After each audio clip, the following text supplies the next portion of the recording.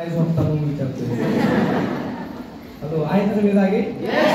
पुन्हा एकदा नमस्कार. कशा सगळ्यांनी? नक्की ना?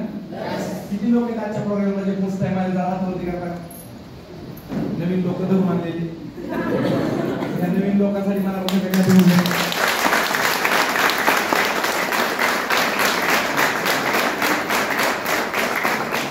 थोडासा अनुभव. तर बघा, मी धरून आणलेलं का म्हणतोय, कारण मला पण धरून आणतो. त्यामुळे तुमच्यात माझ्यात जास्त फरक नाही. कारण तुम्ही खरं सांगा, सरळ सांगून आपण ऐकणारे आहे का? हॅलो, बोला नाही. सरळ सांगून ऐकणारे आपण आहे का? नाही ना. सीधी उंगली से घी उंगली. मग तुम्हाला वाकडं करून इथपर्यंत आणलं का? ज्यांनी आणलंय ना त्यासाठी मला बसून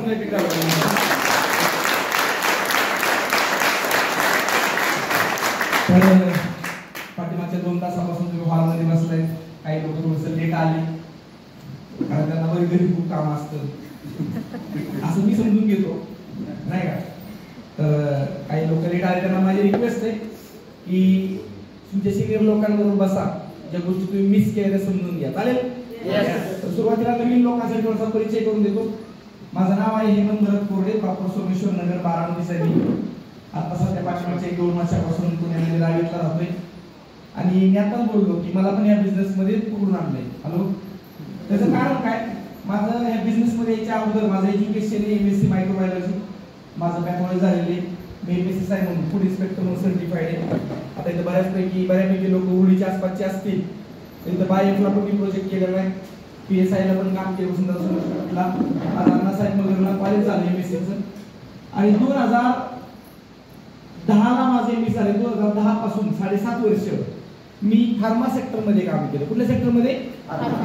फार्मा सेक्टर मध्ये काम केलं. तुमच्यातल्या बऱ्याच लोकांना त्या कंपनीचं नाव पण सांगेल. त्या कंपनीचं नाव आहे एमक्यूअर फार्मास्युटिकल. नाव ऐकलंय? एमक्यूअर फार्मास्युटिकल मध्ये क्वालिटी कंट्रोल डिपार्टमेंटला काम करत होतो आणि अँटी कॅन्सर डिपार्टमेंटला होतो की जिथं कॅन्सरच्या ट्रीटमेंटसाठी औषधं बनवली जातात. त्या डिपार्टमेंटला मी काम करत होतो. आणि 2013 मध्ये 14 मध्ये ज्यावेळेस मला हा बिझनेस दाखवण्यासाठी माझ्या सिनियरनं फोर्सफुली शिव्या देऊन बोलवलं होतं. कारण बोलवणारा माझा मित्र होता. तुम्हाला अजून कोणी शिव्या नसत्या लिहिल्या, बरोबर ना? पण तुम्हाला तुमच्या मित्राला यावं लागतं, बरोबर ना? कारण मित्र पण सहज येत. पण मला पण माझ्या मित्रांना 2 महिने प्रयत्न करत होता, प्रोग्रामला ये. पण मला वेळच नव्हता सर. तुम्हाला पण नव्हता का नाही? हॅलो, नव्हता ना वेळ तुम्हाला? काय करत होता घरी? भांडी, स्वयंपाक, पोरांचे कपडे असं काय करत होतं ना? आपल्याला मोठे काम बाकी आपल्याला वेळ आहे, फक्त नको ती जाते आपण मान्य करते नाही करता. तर मी पण माझ्या मित्राला 2 महिने सांगावं लागतं सर. मी शेवटी मित्र काय करतो तुम्हाला माहिती, सांगायची गरज नाही. मित्रांना 4-5 वेळा फोन करून पण तुम्ही नाही गेला, मित्र काय करतो? काय करतो? घरी नाही येत. पहिल्यांदा 2-4 सुविचार ऐकवतो. सुविचार काय करतात तुम्हाला? हॅलो, काय स्वप्न? म्हणून मित्रांनी एवढा जर सुविचार सुनावले भेटायला जायला म्हणून प्रोग्रामला गेलो. मित्रांनो, रविवारचा दिवस होता. कारण कंपनीमध्ये काम करणाऱ्या लोकांना एक प्रॉब्लेम असतो. त्याला वाटतं कंपनीचं दाणी मारली तर कंपनी बंद पडेल. किती लोक जॉब करण्याचा हात वरती करता का? हा माइंडसेट आहे का नाही? जर मी कंपनीत नाही गेलो तर कंपनी बंद पडेल. वाटतं नाही वाटतं आपल्याला? आणि पण आपल्या जन्माच्या अगोदरपासून कंपनी तुम्हीच आपल्याकडे सुरू चालू केली मार्गाने, बरोबर आहे का? चुकीच आहे. तुमचा जो ऍटिट्यूड तो पण माझा पण होता की नाही यार कंपनीमध्ये सुट्टी मारायची कसं काय रविवारचा येणार, कसा शनिवारचा येणार, सुट्टी असतं त्या दिवशी बघू. त्या दिवशी पण गावाला जायचं असतं. कारण माझं गाव आहे सोमेश्वर नगर. मी जॉबला मध्ये मग सुट्टीच्या दिवशी कुठे जाणार? पण मित्र पेटला म्हणून विजवायला गेलो पुण्याला. पेटला कसा? 4-5 वेळा फोन झाला तरी पण मी गेलो नाही म्हणून, बरोबर ना? तर मित्रांनो, ऑलरेडी मी कंपनीमध्ये जॉबला होतो. 2013 मध्ये मी परमनंट होतो. आपल्या सगळ्यांचा आवडता शब्द, जीवाभावाचा शब्द कुठला? बोलत नाही सर. परमनंट कसला शब्द आहे आपल्या? पगार 10,000 असतो पण कसला पाहिजे? 5 तारखेला 500 ते मला तरी चालेल, पण जॉब कसा पाहिजे? हॅलो, हे सर. आणि कंपनी आपण असं म्हणत नाही कंपनीला असं झालं, असं आमच्या कंपनीत असं झालं. जसं काय सारखं आपलेच नाव आहे. किती आपुलकी असतील आपल्या कंपनीबद्दल. हॅलो, ठेवली पाहिजे. ते काय ठेवू नका असं मला म्हणणं नाही, पण आपल्याबद्दल पण आपली वेगवेगळी दिली पाहिजे. तर मित्रांनो, 2013 मध्ये प्लॅन बघायला गेलो आणि प्लॅन बघत असताना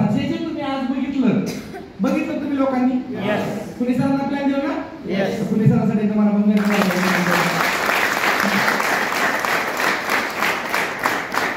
हॉलमध्ये बसलोय तर मी एकटा नव्हतो बसलो, माझ्या बरोबर एक खतरनाक दोस्ती घेऊन बसलो होतो मी हॉलमध्ये, तो म्हणजे इगो. हॅलो, काय घेऊन बसलो होतो? इगो. कारण का? MSc मायक्रो पॅथॉलॉजी FSSI 48,000 पगार 2013 मध्ये. किती होता? 48,000. म्हणजे कंपनीमध्ये टेबलवर जर पेपर पडला तर 4 पोरं पळत द्यायची, सर पेपर पडला. Hello, yes or no? Bus जायला कंपनीची, यायला बस कंपनीची, ड्रेस युनिफॉर्म कंपनीचे 2, शिफ्टी शूज कंपनीच येणार, सगळं काय कंपनी, आपल्याला काय खर्चच नव्हता. मान्य करते की नाही करता? आणि एवढं सगळं चांगलं असताना तुम्ही मला खरं सांगा बरं, 2013 मध्ये 14 मध्ये 48,000 पगार कमी का चांगला होता? चांगला आहे ना. आता 48 असला तर आपल्या मराठी बोलत नाही. मला 2013 मध्ये होता का नव्हता? आणि त्या व्यक्तीने हॉलमध्ये बसून काय सांगितलं जातंय, काय नाही करायचं, 10 भरायचे 2 करायचे. हॅलो, काय सांगितलं? 10 भरायचे 2 करायचे. किती मिळतात? 1000. वाढत वाढत जाऊन 2 लाख जातात. काय वाटतं तुम्हाला? मला पटलं असेल का? हे लोक जरा बोलले तर बरं पडतील, कारण आपण लिपस्टिक पण लावत नाही खराब या एका गोळ्या बसल्या तरी मान्य करू शकतो मध्ये रंगरंगोटी करून आल्या बाबा लिपस्टिक खराब. तुम्हाला डाऊट यायला लागला तुमच्या लोकांमध्ये, तुम्ही बोलणार ना? Hello, yes or no? तुम्हाला काय वाटतं 2013 मध्ये मला पटलं असेल का? काय नाही पटलं त्याचं कारण सांगतो तुम्हाला. माझं MSc झालं अण्णासाहेब मगरला. हॅलो, तुमच्यामध्ये आहे का कोणी MSc शिकलेलं? MSc काय झालं सर? ऍग्रिकल्चर ना. लय सोपं होतं का नाही? किड वाचून आळ्या वाचून डोक्यात आळ्या पडायचं. म्हणजे मला एक प्रश्न पडला की जर एवढं सोपं असतं, बरं 1000 मिळते पण ठीक आहे, नंतर काय सांगितलं? वाढत वाढत जाऊन 2 लाख वर्षाचे. हॅलो, मग तर म्हणलं तू फेक विषय. हॅलो, इथे जॉब वाले लोक आहे ना, तुम्ही खरं सांगा 2,10,000 हप्ता तुम्हाला म्हणलं तुम्ही कमवू शकता. आपल्या बसतंय का? का बसत नाही? आपली पाईपलाईन लागली 2 इंची आणि मोटर लागली 10 इंची. लागली नाही लागली? आपला जो काय आता अर्निंग आहे 10,000, 20, 25, 30, 40, 50 जो काय वगैरे असेल, तो पगार कमवण्यासाठी, तो इन्कम कमवण्यासाठी आपण मार्केटमध्ये काय काय केलं आपल्याला माहिती का नाही माहिती? मी विचार केलं मार्केटमध्ये पैसा कमवणं एवढं जर सोपं असतं तर मी विनाकारण रेफरन्स बुक वाचत बसलो MSc ला. Hello, yes or no? तुम्हाला नाही कळणार रेफरन्स बुक काय करते, माझं उलट बसलंय. हॅलो, रेफरन्स बुक म्हणजे आपले ग्रंथ पण बारीक असतात. हॅलो, तेवढे त्या रेफरन्स बुक जर व्यायाम केला ना तरी दंडाची पण गरज लागणार नाही. 5-5 किलोचा 8-8 किलोचं एक पुस्तक असते, ती रात्र बसून अभ्यास केला त्याच्यावरती पण हा बॅकलॉग राहिला, तो बॅकलॉग राहिला, मग मार्चला सोडव, ऑक्टोबरला सोडव, कुठं किती मान्य करते नाही करता? त्याचं लिस्ट तयार कर, हा प्रोजेक्ट तयार कर, PSI ला प्रोजेक्ट केला, बायोला प्रोजेक्ट केला, पैसे खिशात नाही करून 2,000 रुपये यायचे, मेसचं पैसे भरायचं, रूमचं रेंट भरायचं, इथनं चालत बाईक भरायचं. बाईक किती लांब माहिती तुम्हाला? इथून पाय जायचं, इथनं उरुळीतनं पाय जायचं बाईकला. तिथं रस्त्याने येता नाही ना, रेल्वेच्या ब्रिजच्या रोडच्या कडे घर आपल्याला वाढण्याचं, पण तिथे कुत्र होतं उडून बसलं. त्याचं माझं काय खराब होतं मला माहित नाही, त्याला दगड पण नव्हतं मारला, पण ते लांबच माझ्या मागं पडते. मी तुम्हाला काय सांगतोय ते तुमच्यावर घडलंय का नाही घडलंय? आई तर काय सांगितलं सरळ त्यावेळेस एवढं सगळं केल्यावरती म्हणलं 7.5 वर्ष नोकरी केल्यावरती साहेबांना रोज जाऊन रोज सलाम करावा लागतोय. Hello, yes or no? किती बावट असू दे सर तुम्ही एक नंबर कंपनीमध्ये. एवढं सगळं कुठानं करून वर्षाकाठी इन्क्रीमेंट किती? 5%, 8%, 10%, 12%. पगारात वाढायची 2,000, वडापाव आणि चहा जायचा 12 रुपये. हॅलो, वर्षाकाठी वडापाव तेवढा वाढला असायचा, बिस्किट पुडा तेवढा वाढला असायचा, दूध तेवढं वाढलं. मान्य करते नाही करणार? मी म्हणलं एवढं कसं काय सोपं आहे? पण मित्रांनो तरी पण त्या प्रोग्राम मध्ये मला एक गोष्ट कळली होती. तुम्हाला ऐकायची काय कळली? एवढ्या बोलत नाही सांगणार, ऐकायची? त्या प्रोग्राम मध्ये मला एकच गोष्ट कळली होतं की पैसा कमवणं ही कला आहे आणि कला शिकून घेता येते.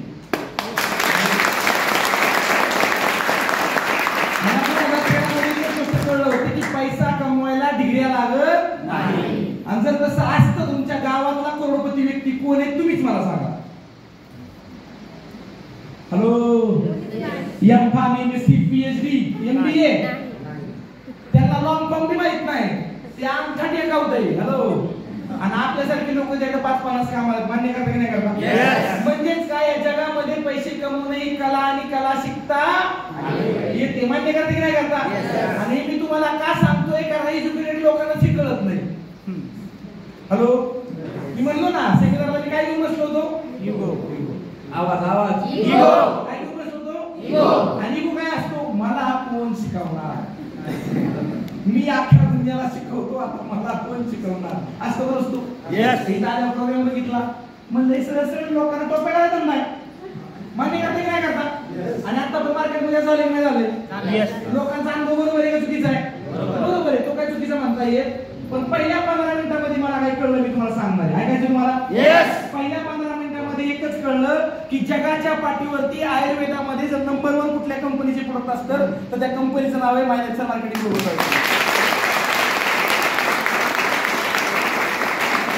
त्याचं कारण आता त्या निवाला माणूस आहे, जर ऑर्गॅनिक फार्मिंग मध्ये मोठं सर्टिफिकेशन मानलं तर आयफोम आणि बायोसर. हॅलो सगळे सोडलो, ऑर्गॅनिक फार्मिंग मधलं सगळ्यात मोठं सर्टिफिकेशन म्हणलं तर आयफोम आणि बायोसर. तर तुमच्याच मित्र इथं बसले, तुमच्याच ओळखीचे कोणतरी आणून बसवते हॉल मध्ये की ऑल ओव्हर इंडियामध्ये सोडा, ऑल ओव्हर वर्ल्ड मध्ये जर ऑर्गॅनिक शेतीमध्ये नंबर 1 चं प्रोडक्ट कुठलं असेल तर आयफोम आणि बायोसर. आणि आपले शेतीचे सगळे प्रोडक्ट आयफोम आणि बायोसर सर्टिफाईड आहेत.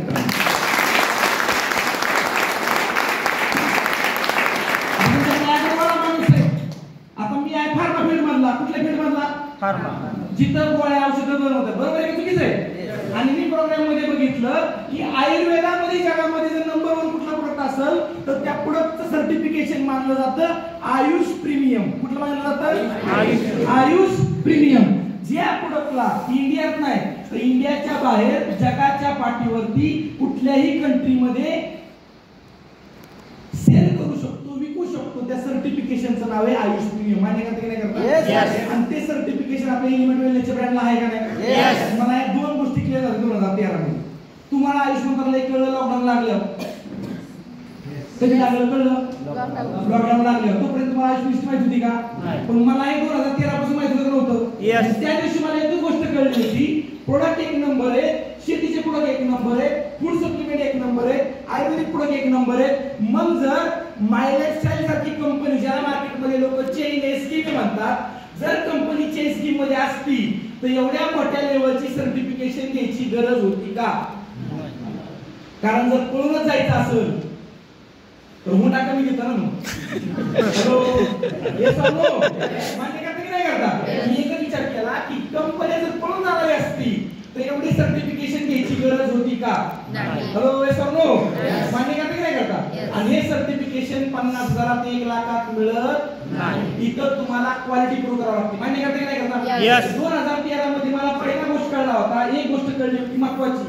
तुम्हाला कळली का नाही कळली मला माहिती, पण मला जी गोष्ट कळली होती की अख्ख्या वर्ल्ड मध्ये डायरेक्ट सेलिंग इंडस्ट्री मध्ये एवढे जबरदस्त प्रोडक्ट, जबरदस्त सर्टिफिकेट घेऊन येणारी एकमेव कंपनी, त्या कंपनीचं नाव मायलेक्सर मार्केटिंग ग्रुप.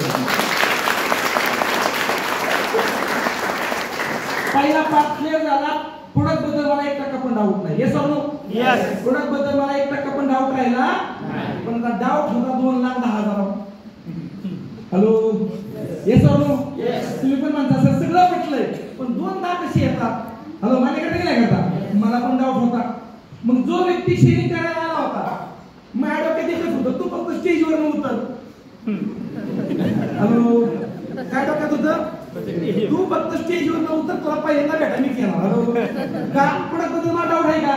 नाही. डाऊट कुठल्या गोष्टीबद्दल? फक्त 2,10,000 गेल्यावरती पहिल्यांदा त्या व्यक्तीला पकडला, त्याला एकच सांगितलं, सर स्वतः एमएससी मायक्रोपॅथॉलॉजिस्ट आहे मी, फार्मा सेक्टर मध्ये 7.5 वर्ष काम केले, WHO ऑडिट आणि USFDA ऑडिट फेस केलेला माणूस आहे मी. हॅलो, तुम्हाला कळते का? कळते मला माहिती, मेडिकल फील्ड मध्ये लोकांना कळतं, मला पण कळलं WHO काय असतं आणि USFDA काय असतं. फार्मास्युटिकल सेक्टर मधला ज्याच्यावरती करोडो रुपयाच्या कंपन्या बंद करतात त्या एजन्सीचं नाव आहे USFDA. त्याची ऑडिट मी फेस केली, बरोबर ना? मी गेले त्या माणसाला एकच बोललो, सर मला बाकीचा 1% पण विश्वास कुठल्या गोष्टी नाही असं नाही. प्रोडक्ट एक नंबर आहे मला कळतंय, बिझनेस प्लॅन एक नंबर आहे, सगळं कळतंय, फक्त तुम्ही जे स्टेजवर बोलला ते मला पेपरवर दाखवायचं.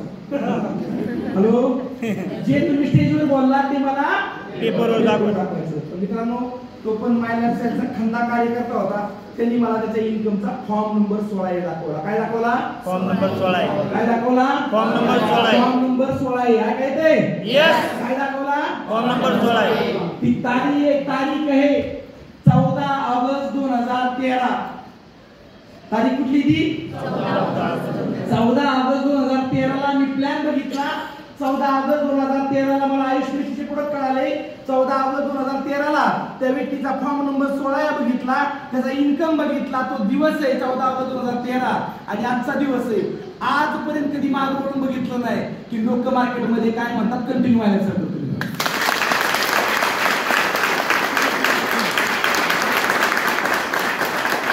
सुरुवातीला पार्ट टाइम मध्ये केलं 2013 ते 14, 14 ते 15 पार्ट टाइम मध्ये केलं. कंपनी जसं ते काही 6 ला सुटलो की 7 ते 11 रोज 4 तास काम करायचं. रोज गेली 4 तास खडा न पडता. ज्या दिवशी कंपनीमध्ये त्रास होतो, तकलीफ होते, तुम्ही जेव्हा पाहिलं काही ना बऱ्यापैकी कंपनी त्रास होत नव्हतो. ऑडिट लागल्यावरती होतो ना. मग घरी आल्यावर काय वाटतं? घरी जावं म्हशी पाळा वाटतं नाही वाटतं? तुम्हाला संपल्या परत आपण ते एकेबी करायला करू नाही होतो. मित्रांनो ज्या दिवशी मला कंपनीमध्ये त्रास झाला त्या दिवशी घरी आल्या मी 2 तास जास्त काम केलं. कारण ऐकायचंय का? कारण त्याला हात गाड घेतलं जर बाहेर पडायचं असेल तर मार्केटमध्ये दुसरा ऑप्शन तयार करणं गरजेचं आहे. आज कंपनीतले त्रास झाला म्हणून घरी जाऊन आराम करतो तर त्या राटगाडी येतनं त्या बंधनात आपण मुक्त होऊ का? मित्रांनो काम करत गेलो 2013 ते 14 आणि 14 ते 15 मी 2 वर्ष पार्ट टाइम मध्ये काम केलं. किती वर्ष? 2 वर्ष. आणि 15 जुलै 2015 डेट लक्षात ठेवा. 15 जुलै 2015 मी 48,000ची परमनंट नोकरी रिझाईन केली आणि my lifestyle as a full time career म्हणून घेतलं. सुरुवातीच्या काळामध्ये मला पण निगेटिव्ह अनुभव आले. तुम्हाला येणार का नाही येणार? आता काय निगेटिव्ह अनुभव येतात? नवीन लोकांना कळलं असेल मी काय म्हणतो. कारण त्यांनी ठरवले आता बाहेर गेल्यावरती पुढच्याला कटवायचा कसा.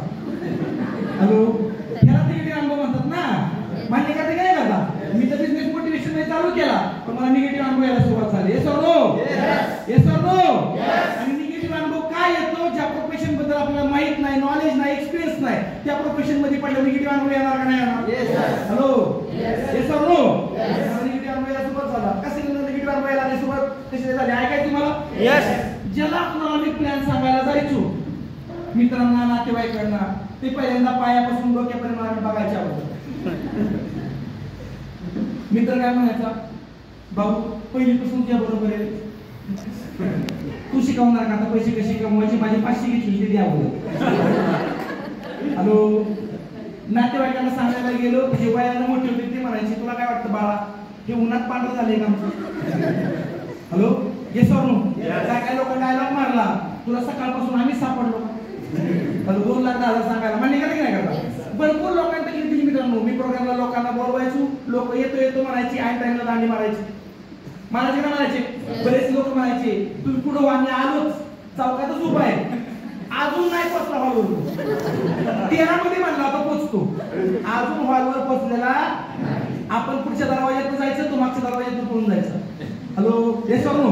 हे अनुभव नवीन लोकांना येतात का येतात? लोकांनी सुरुवातीच्या काळामध्ये मला भरपूर तकलीफ दिली. तकलीफ काय? लोकांनी रिजेक्शन दिलं. काय दिलं? Yes or no? हळूहळू सुरुवात झाली. मला सांगा मार्केटमध्ये आपल्यासारखे पण लोक आहेत का नाही? ज्याला म्हणतो मी येडी लोक. तुम्ही शाळेत मोठ्यानं बोला. आपल्यासारखे लोक मार्केटमध्ये आहेत का नाही? इतिहास रचायला लोकांची गरज नसते. 100 येडे सुद्धा इतिहास असू शकतात.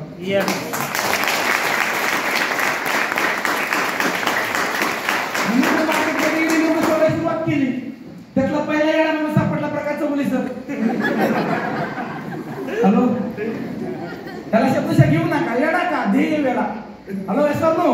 आता ते कोणी तुम्हाला माहित नाही. ते कोण होते? माझे सुपर बॉस. मला 48,000 पगार, त्यांना 1.25 लाख पगार. एमक्यूआर फार्माचे क्यूसी मॅनेजर, क्वालिटी कंट्रोलचे manager. Hello, yes or no? बरं ते व्यक्तिमत्व एवढं खतरनाक होतं की आपण 10 शब्द बोलले होते एक शब्द बोलायचे. आणि त्याला आणायचे कुठल्या बिझनेस मध्ये जिथे लोकांचा माइंडसेट आहे तिथे बोलावं लागतं. Hello, yes or no? सगळ्यात पहिले टेन्शन ते आणि बोलतच नाही. मान्य करते की नाही करता? पण त्या व्यक्तीने विश्वास ठेवला. खरंच प्रकाश सरांसाठी मनापासून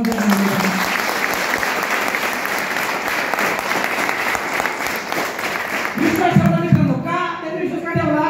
कारण ते पण माझे सुपरबॉस होते. त्यांना WHO विचारी कळतं का नाही कळतं? त्यांना आयुष्याकडे आईस्क्रीम कळतं का नाही कळतं? मित्रांनो 2014 मध्ये 15 मध्ये त्यांनी पार्ट टाइम मध्ये सुरुवात केली. 18 मध्ये 1.25 लाख रुपयाचा जॉब सोडून दिला. आज मंथली इन्कम 3 ते 3.5 लाख रुपये महिना घेतात माझ्यासाठी. काही लोक काय म्हणाले, काही लोक हा म्हणायचे, हा म्हणले, त्यांना पुढे घेऊन चाललो. त्यांच्या अचीवमेंटसाठी प्रयत्न करत गेलो. कधी 1000 आले, कधी आले नाही, कधी 500 आले, कधी आले नाही, कधी खिशातनं पण 500 रुपये खर्च झाला. होणार नाही होणार मित्रांनो? करत गेलो मित्रांनो. 2 लोकांचा प्रश्न मला होता. आज जर बघितलं तर माझी छोटीशी टीम ऑल ओव्हर इंडियामध्ये 85,000 लोकांची, 85,000 लोकांची. मी आता सांगतो तुम्हाला नेटवर्क मार्केटिंग का करायचं, मायलेक्सला काय करायचं. ऐकायचंय? नेटवर्क मार्केटिंग करा, पण मायलेक्सलाच करा. मी का सांगतो? कारण मार्केटमध्ये कुत्र्याचे ठरले. हॅलो, नेटवर्क मार्केटिंगच्या नावाखाली, डायरेक्ट सेलिंगच्या नावाखाली मनी सर्क्युलेशनच्या भरपूर स्कीम मार्केटमध्ये फिरतात. ते स्कीम म्हणतोय लोकांनी 5-5 लाख 10 लाख रुपये तू ठेवले, गायब झाले. आपण स्कीम मध्ये काम करत नाही, आपण चेन मध्ये काम करत नाही. म्हणूनच planningcommission.gov.in च्या वेबसाईट वरती आपल्या कंपनीचं नाव आहे, मायलेक्स मार्केटिंग लोगो. आपण चेन मार्केटिंग मध्ये काम करत नाही म्हणून आपली कंपनी प्रधानमंत्री कौशल्य विकास योजना स्किल इंडिया बरोबर असोसिएट पार्टनर आहे. त्याच्यामुळे तुमच्या आपण स्किल मध्ये चेन मध्ये काम करत नाही म्हणून आपले सगळे प्रोडक्ट आयुष मिस्ट्री सर्टिफिकेट मान्य करते की नाही करतात? हॅलो सर, नो सगळ्या गोष्टी घेतल्या, सुरुवात केली सांगायला. काही लोक हा म्हणाले, काही लोक नाही म्हणाले. 2 लोकांचा प्रश्न मला पण होता. अनोळखी लोकांपासून बिझनेस चालू केला. 85,000 लोकांची टीम बनली का नाही बनली? आणि नेटवर्कचा फायदा काय होतो ऐकायचं तुम्हाला? मित्रांनो, सुरुवातीला 1000 आले, 2000 आले. हॅलो, कंपनीला जॉब करता करता एक गाडी घेतली, सीबी तिचा हप्ता इकडून पे केला, पेट्रोलचा खर्च इकडून काढला. पैसे एक्स्ट्रा का कमवायचे ते तुम्हाला समजून सांगतोय. नाही बऱ्याच लोकांना वाटतं मला गरज, कारण का मला 50,000 रुपये पगार आहे. 50,000चा काट पण होत नाही मार्केटमध्ये. आणि मला वाटतं माझ्यापेक्षा अनुभव तुम्हाला चांगला असं मान्य करते की नाही करता? हॅलो रेसर, तर मी एकच विचार केला, हप्ता 2000, महिन्याचे 8,000. जर कंपनीच्या पगारामध्ये 8,000 महिना वाढवायचा म्हणला तर किती वर्ष काम करावं लागेल? त्यात पण गॅरंटी आहे का कंपनी राहील म्हणून? तिथली गॅरंटी नाही विचार, पण ही 100% विचारते तुमची कंपनी राहील का तिकडची? हॅलो, येस और नो? मान्य नाही करता? जिथं 8,000 रुपये पगार वाढवायसाठी 5 वर्ष मेहनत करायला तयार आहे, पण जर प्रामाणिकपणे मायलेक्स मध्ये 5 वर्ष काम केलं ना तर लाख रुपये महिना कमवू शकता. ही ताकद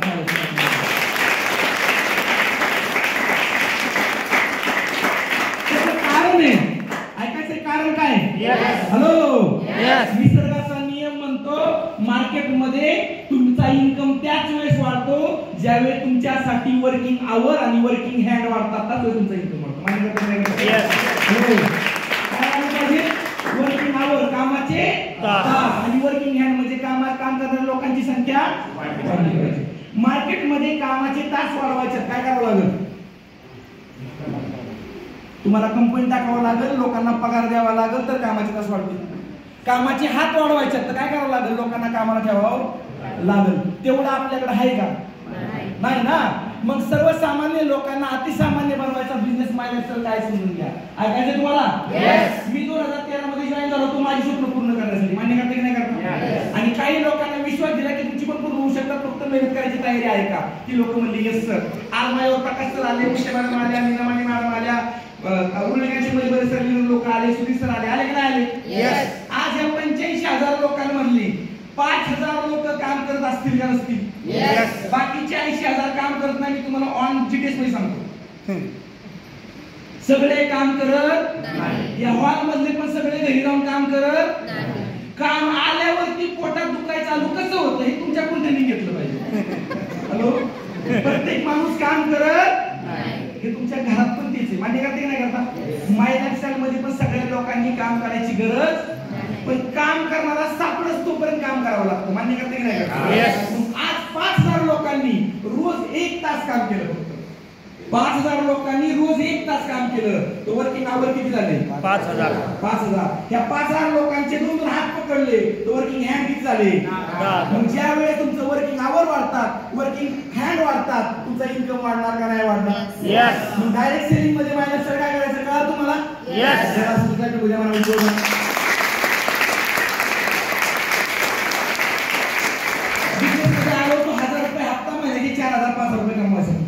कधी आले कधी नाही आले, जोपर्यंत नेटवर्क बनत नाही तोपर्यंत ते प्लस मायनस होतं. जॉब सारखं नाही. आता सिलेक्शन झालं मी 10,000 महिना, पण 10ची 1 लाख होत नाही, गॅरंटी मी देतो. हॅलो, स्टॅम्प पेपरांना मी लिहून देतो 10ची 1 होणार नाही, कारण ती क्वालिटीच आपल्याकडे नाही ना. इंटरव्ह्यू दिल्यावरती आपण पुस्तकाचा माझा संबंध संपला. आज मी कुठल्या लोकांना नाव ठेवत नाही, पण आज कुठल्याही कंपनीत जावा, साऊथ इंडियन नॉर्थ इंडियन लोक टॉपला बसले. हॅलो, कोण येते? कारण ते 6 नंतर पण कंपनीमध्ये थांबतात, ज्या त्या डिपार्टमेंटला जाऊन तिथला अनुभव घेतात, शिकतात, आणि मग चांगली पोस्ट निघल्यावरती ऑप्शन कंपनीच्या मार्गाकडे एकच राहतो. जमतंय कुणाला? त्याला का तुम्हाला? त्याला.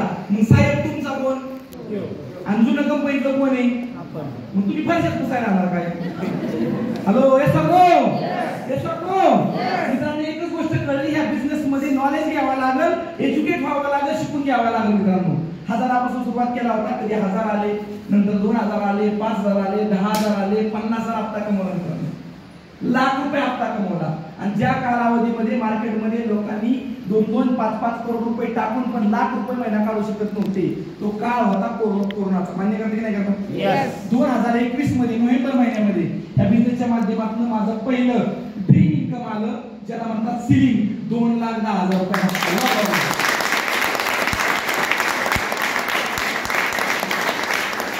आज चांगला इन्कम येतो, लाखामध्ये इन्कम येतो. ह्या बिझनेसला सुरुवात केली ते स्पाय बिझनेस केला. पहिली सीबीजेड घेतली, 1 वर्षामध्ये इव्हॉन घेतली, 1.5 वर्षामध्ये i20 घेतली, पुढच्या 1.5 वर्षामध्ये क्रेटा घेतली. त्यानंतर गावाकडे घर बांधलं. 2022 मध्ये लॉकडाऊन संपल्या पुण्यामध्ये रावेतमध्ये तुम्ही न्यूजला किंवा एकच ऐकलं असेल, पुण्यातला सगळ्यात टॉलेस्ट टॉवर अर्बन स्कायलाईन ऐकलं तुम्ही लोकांनी जाहिरात केली? रावेतमधल्या टॉलेस्ट टॉवर मध्ये 2022 मध्ये लॉकडाऊन संपल्या छोटंसं घर घेतलं. त्या घराची किंमत 1,07,00,000 जानेवारी 2024, 26 जानेवारी 2024 माझ्या लाईफ मधली 5वी गाडी 4 व्हीलर परचेस केली. आपल्या आवडीच्या बाहेरची, डोक्यात पण येत नाही, स्वप्नात पण येत नाही. बाहेर उभी MS14 LX0707 1,25,00,000ची BMW.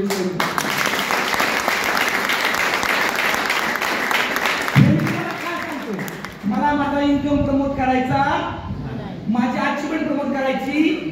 मला तुम्हाला एकच सांगायचंय की 2013 मध्ये 14 मध्ये म्हणजे जी अवस्था होती, इकॉनॉमिकल जे प्रॉब्लेम माझ्या लाईफ मध्ये होते, ते प्रॉब्लेम तुमच्या लाईफ मध्ये आहेत का नाही? येस म्हणताय का बस म्हणताय? आहेत ना? स्वप्न इनकम्प्लीट आहेत का नाही? घर कम्प्लीट झालंय का? गाडी जी पाहिजे स्वप्नातली सोडून द्यायचं. आयुष्यात स्वप्न बघू शकतोय का आपण? आता नाही बघू शकत ना. ते पूर्ण करायचंय का? हॅलो, पूर्ण करायचंय का? पण एकटा नाही करणार, तुमची 7,000 करू शकतो. काय राहत का? एकच सांगाल, 10,000चं प्रोडक्ट घ्यायचं. मित्रांनो, प्रोडक्ट घेणं हे बिझनेस मध्ये एंट्रीचं एक माध्यम आहे. मला फेअरनेस क्रीमच पाहिजे, मला दात घासायची पेस्टच पाहिजे, मला टीव्हीच पाहिजे, मला मिक्सरच पाहिजे म्हणजे नको तू. प्रोडक्ट घेणं हा बिझनेस मध्ये एंट्रीचं एक माध्यम आहे. खरं प्रोडक्ट आहे माय लाईफस्टाईल मनी विटॅमिनियम. हॅलो,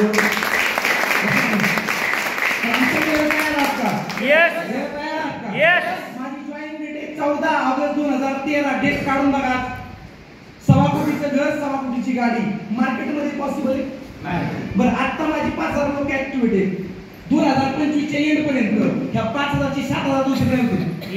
हॅलो, येस और नो? मग जर आता मी 7 लाख रुपये कमवतो, 9 लाख रुपये कमवतो, तर पुढच्या वर्षी 10 लाख तर कमवलं का नाही कमवलं? म्हणजे माय लाईफस्टाईल मध्ये नेटवर्किंग का करायचं, डायरेक्ट सेलिंग मध्ये लोकांना बिझनेस मध्ये का आणायचं? त्याचं कारण का, तुमच्या बरोबर खांद्याला खांदा लावून काम करणारी लोक तयार झाली की तुमचा इन्कम डुप्लिकेट व्हायला चालू करतो. मान्य करता की नाही करता? हॅलो, येस और नो? अजून प्लस पॉइंट, हा बिझनेस करण्यासाठी तुम्हाला गाळा घ्यायची गरज आहे का?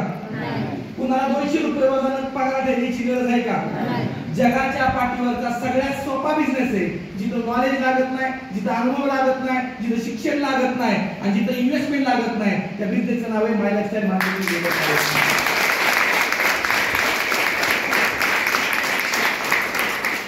तर आज डिसिजन घ्यायला तयार आहात? येस. डिसिजन घ्यायला तयार आहात? येस. नाहीतर बाहेर गेल्या वाटवर गाडीचा टू व्हीलरचा हप्ता भरायचा.